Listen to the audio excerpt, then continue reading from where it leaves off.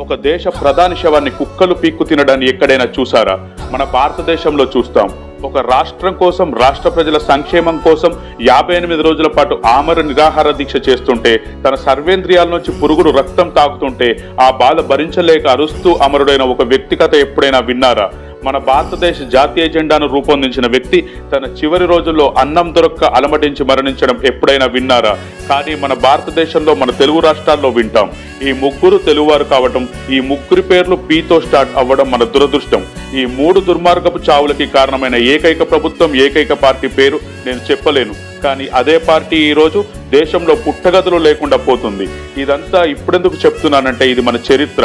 మనమే తెలుసుకోవాలి, మనమే మాట్లాడుకోవాలి. వారు ఎంత సాధించారు, మన కోసం ఎంతో సాక్రిఫై చేశారు. చివరికి వాళ్ళ చావు కూడా గౌరవంగా లేదు. మనం గుర్తుంచుకోవాలి, ఇలాంటి చావులు మనం గుర్తుంచుకోవాలి. కథలు వింటుంటే కన్నీళ్ళాగవు. ఎంత దౌర్భాగ్యం, ఎంత దరిద్రం, ఎంత దుర్మార్గం. ఇప్పటికైనా వారు సాధించిన విజయాలను, చూపించిన పరిష్కారాలను, వారి సేవలను గుర్తించి వారి కీర్తి ప్రతిష్టలను, వారి గౌరవాన్ని నవభారత దేశ యువతరానికి ఆదర్శంగా నిలపాలి. అప్పుడే వారి త్యాగాలకు ఫలితం లభిస్తుంది. జై హింద్.